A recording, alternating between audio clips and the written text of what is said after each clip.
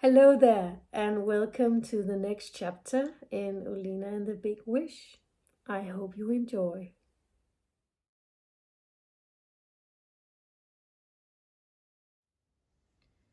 Chapter 12 The Magic of Bubbles. The next thing that happened you wouldn't believe. The sound Olina had heard before blacking out was the laughter of the dark elf. The fizzy bottles from the elf beer had snuck up his nose and tickled all the way up his nostrils. It was an unexpected and wonderful sound of laughter, and Hazel laughed with him. Colorful bubbles began to shoot out of his ears, and that was the first thing Olina saw when she came to. She sat up in amazement. Not only had the meters dissolved in a black cloud of smoke, but the little dark elf was going through some sort of transformation. He laughed his heart out, and shiny, sparkly tears ran down his cheeks. His sharp teeth and claw-like fingernails became short and rounded, and the harsh expression on his face became soft and gentle. Olina didn't need any elf beer to join in the hearty laughter. It was so irresistible not to. The three joyful friends were free. Elif looked just like a wood elf now, Olina thought to herself. He only needed a change of clothes into something fresh and green.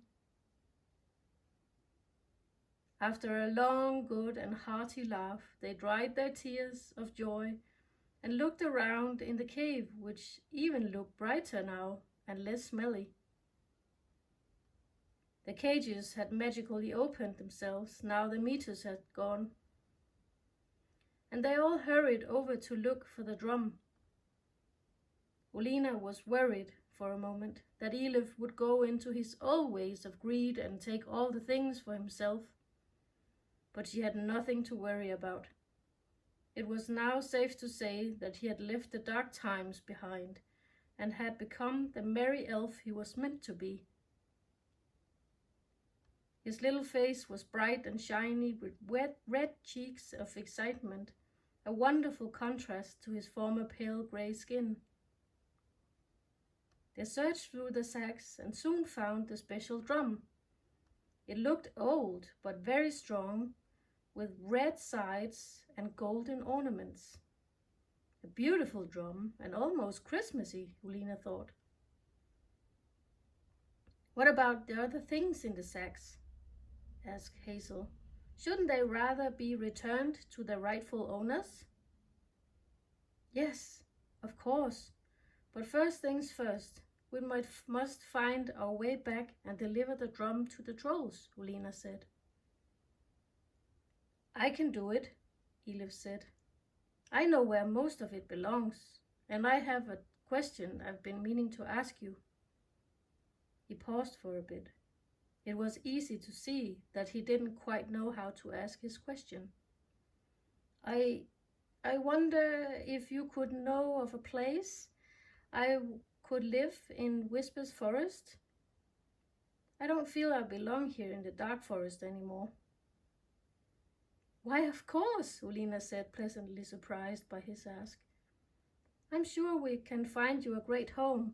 I'll ask around when we get back. And I totally agree, you don't belong here anymore, smiled Olina, and Hazel jumped up and down in Olina's pocket as she fully agreed too. They said their goodbyes at the old well in the dark forest. Elif was to give all the stolen magical things back to the rightful owners, and Hazel and Olina was going back to Whisper's forest to find Bew the troll to give back the drum. Olina braced herself with the drum and her backpack raised in the air above her head and feet dangling inside the well, which also was a portal. She pushed herself over the edge while thinking of Cairn Hill in Whisper's forest.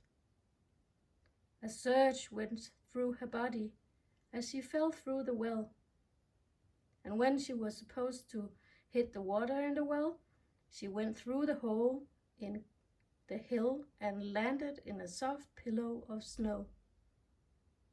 The drum was there along with the backpack. They were back where they started.